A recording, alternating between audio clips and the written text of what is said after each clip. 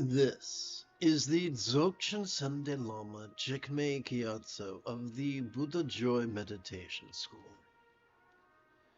For multiple decades, I spent about 8 hours a day, almost every day, studying, practicing, mastering, and reverse engineering the teachings and techniques of each school of meditation so that you would not have to.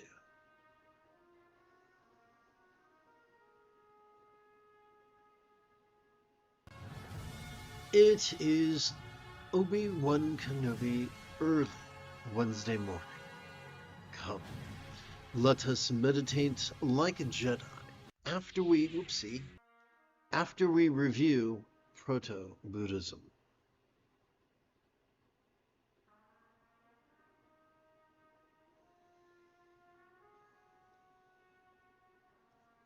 Why do many mythologies explore a fall from grace?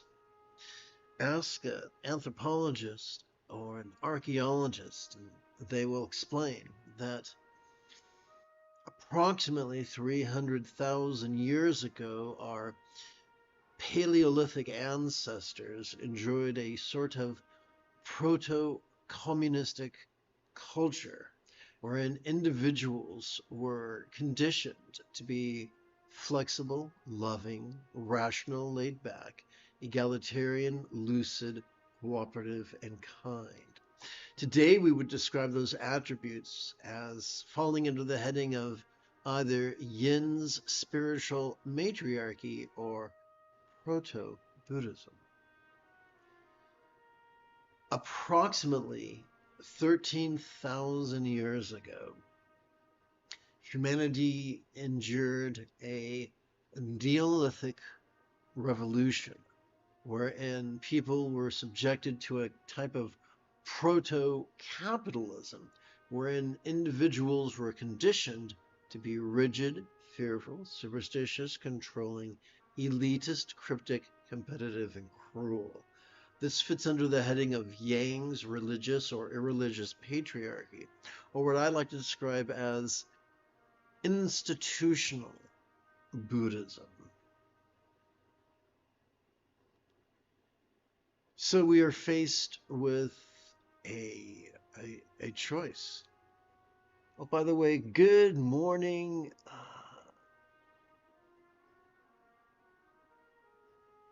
Waki, or I hope I'm pronouncing that correctly. Let's see. So for the last 13,000 years, we've been forced with a choice.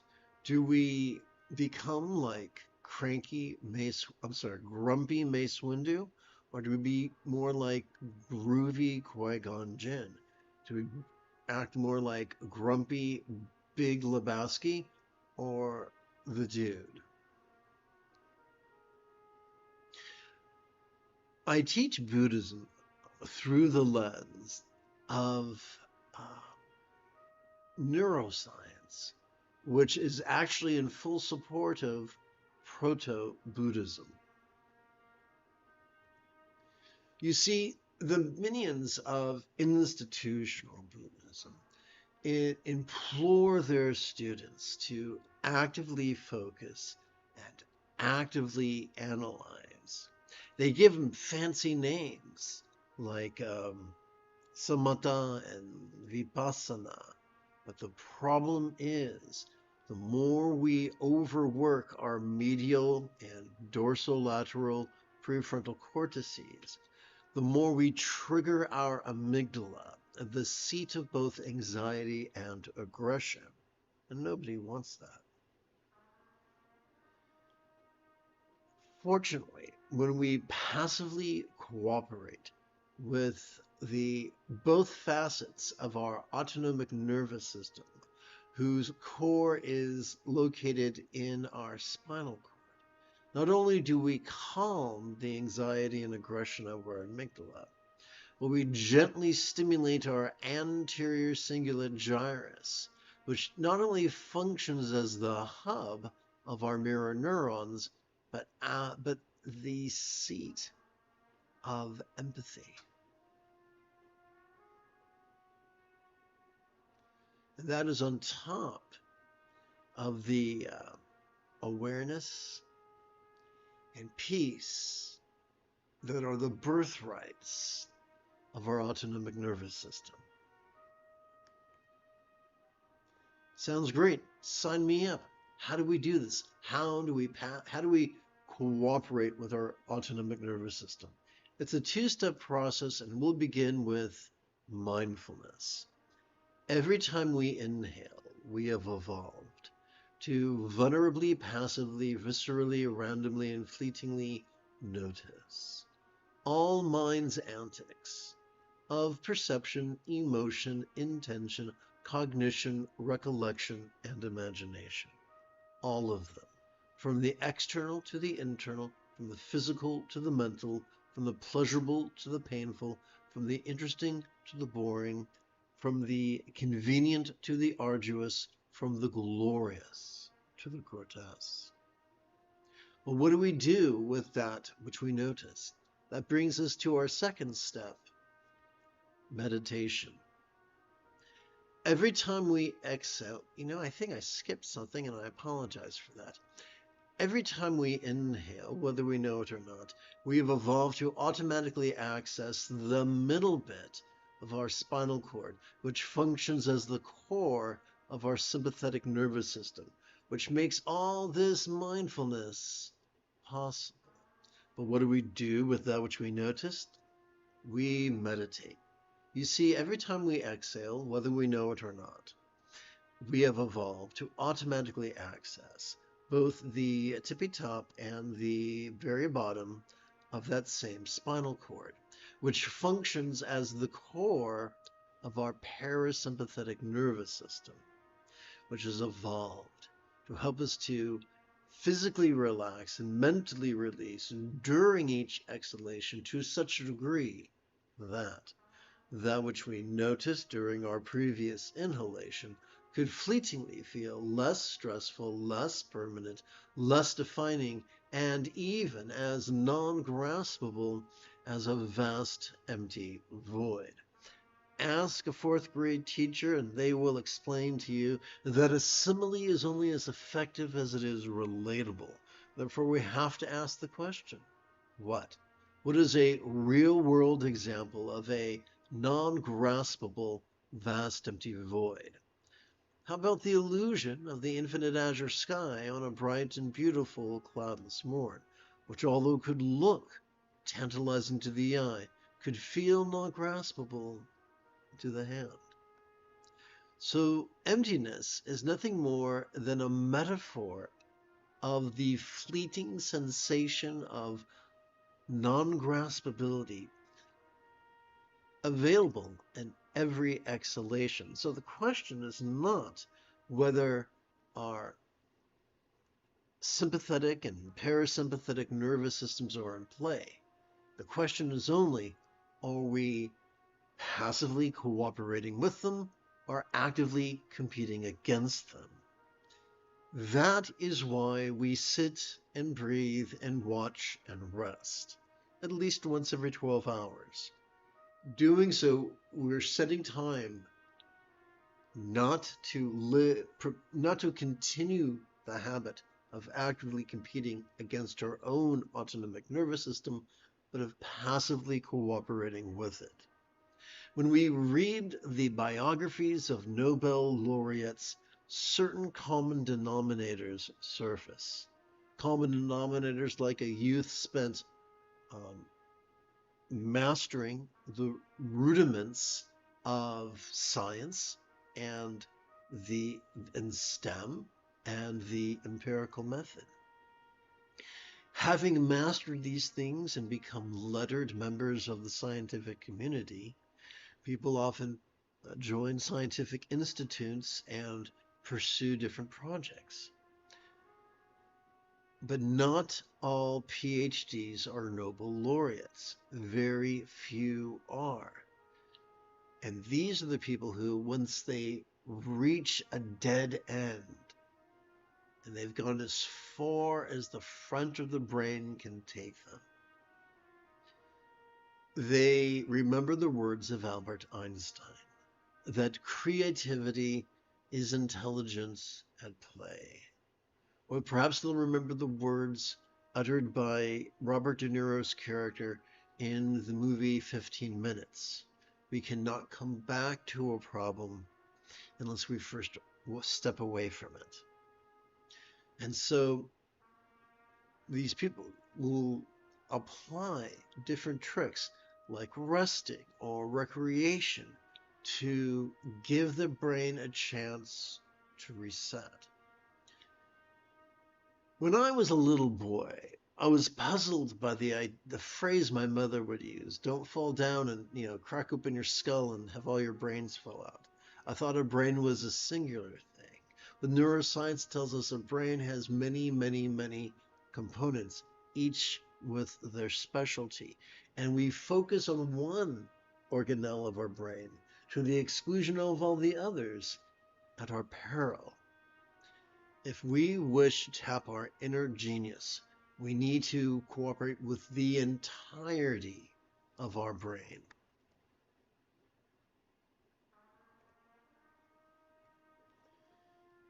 The more we sit and breathe and watch and rest, the more our choices and utterances and deeds will flow from the not from contrived calculations, nor from scattered, wild scatteredness, but instead from love's deeply centered spontaneity, which is generated by sitting and breathing and watching and resting. This is the key to using all the aspects of our central nervous system in the most sustainable way. This is the key to us becoming the person that our dog already thinks we are. For the more we sit and breathe and watch and rest, the more we cannot help but let go. The more we cannot help but practice kind intention, kind communication, kind conduct, and kind commerce. The more we cannot help but practice the right effort, which is also known as effortless effort, which is also known as Wu Wei, which is also known as doing without doing, which is also known as going with the flow, which is also known as being in the zone, which is also known as expedient means. Now, let's practice.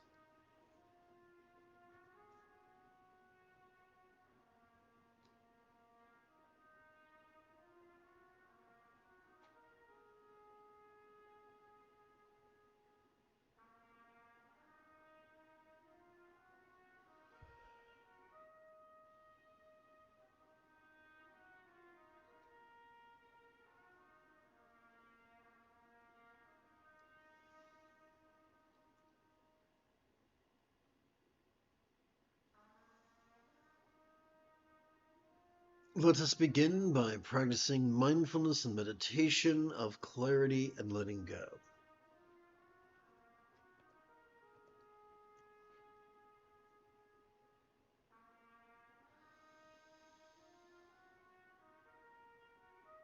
As we passively notice air entering our nostrils, let us silently and mentally recite the verb watch. As we passively notice air exiting our nostrils, let us silently and mentally recite the verb rest. The most efficient way for us to bring or to gently invite our subtle energy to coalesce at our crown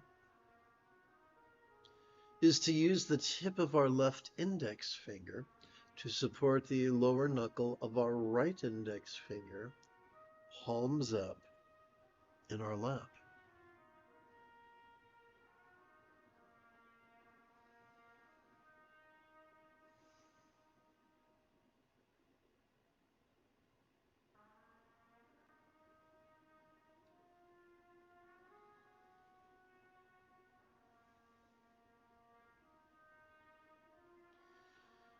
To keep track of the first set of 12 breaths, Every time we silently and mentally recite the verb watch during our inhalation, let us advance our right thumb, beginning with our little finger and working our way to our index finger. Together, let us practice right now. Now, it's most ergonomically sound to do this with your hands in your lap. I'm just raising my hands for the sake of illustration.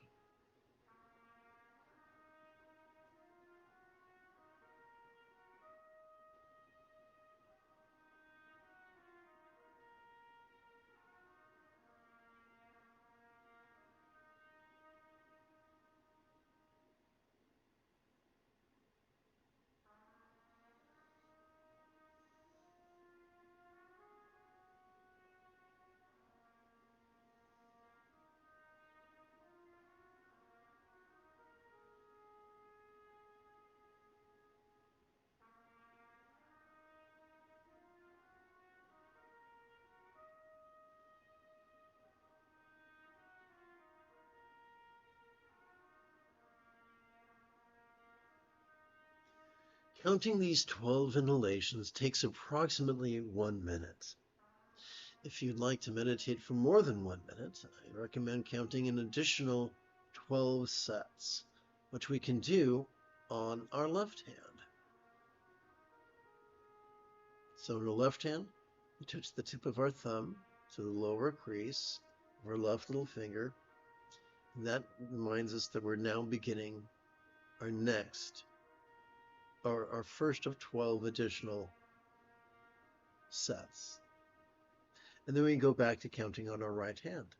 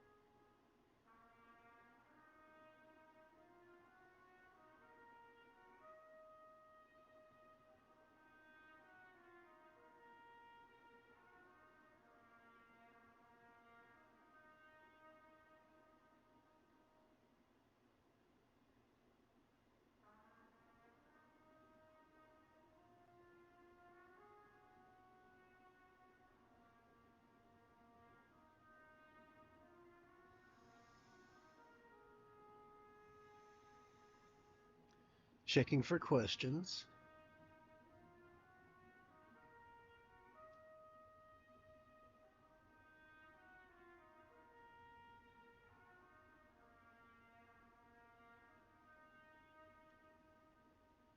Okay, let's see.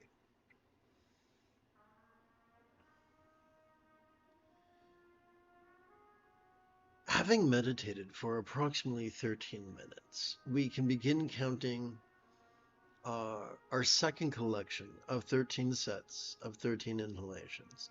To do that, simply slide the tip of your left index finger up your right index finger to its second knuckle.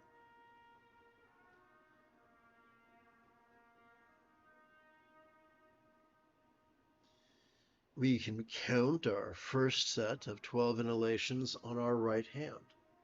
And with every time we inhale, we can as we silently and mentally recite the verb watch, we can advance our right thumb first to the lower set of creases on our right little finger, and eventually to the third set of creases on our right index finger for a total of 12. Let's do this together right now.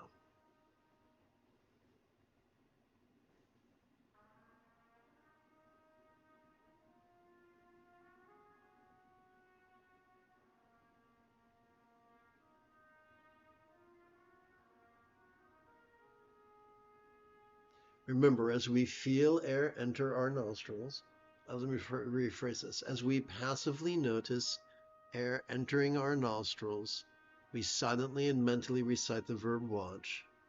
And as we passively notice air exiting our nostrils, we silently and mentally recite the verb rest.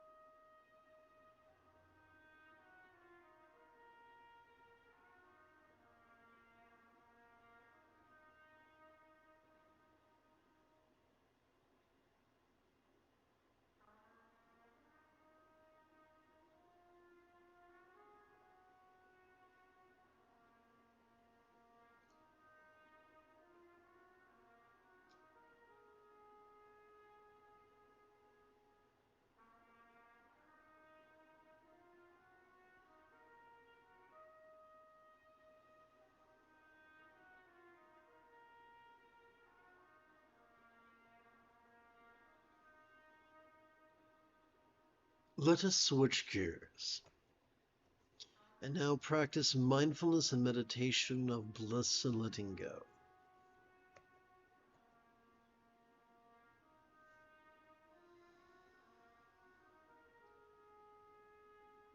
As we passively notice our chest swell with breath, we can silently and mentally recite the verb feel. As we passively notice our chest subtly sink as we exhale, we could silently and mentally recite the verb rest. A very easy method we can use to gently invite our real or imagined subtle energies to coalesce in our chest is to use the tip of our left middle finger to support the first knuckle or the lower knuckle of our right middle finger, palms up in our lap.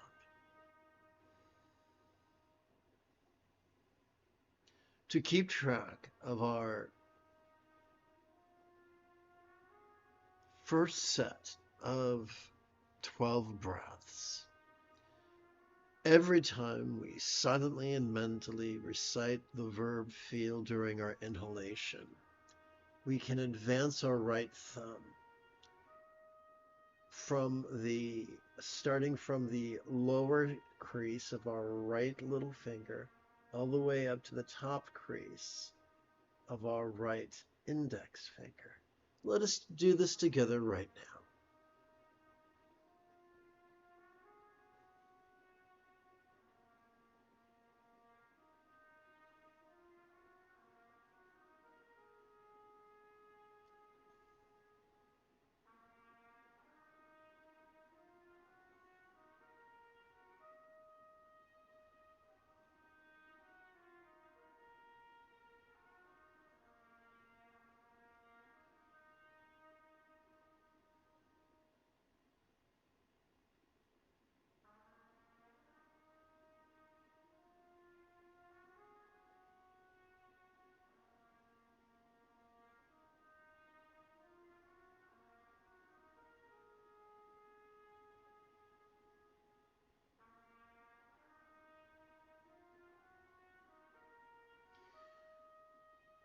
Counting 12 inhalations on our right hand takes approximately 1 minute.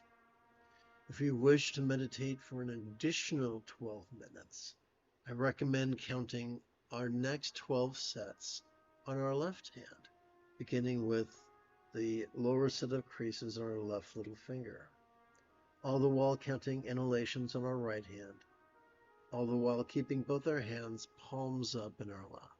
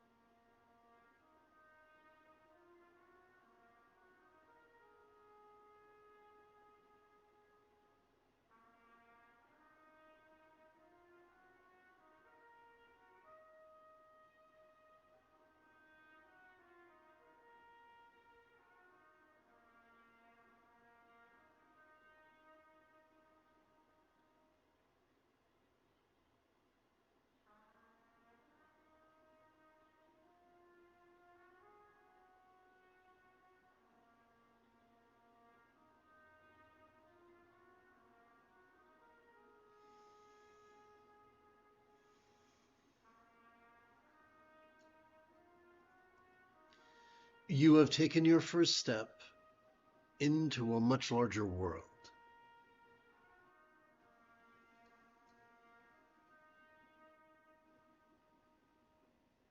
If you feel that I have earned it, you could give this live stream a thumbs up. You could even help support this channel. For Meditating Like a Jedi is made possible thanks to the generosity of viewers just like you. In approximately 10 hours, I would very much like to return to lead today's dusk practice of Meditating Like a Jedi.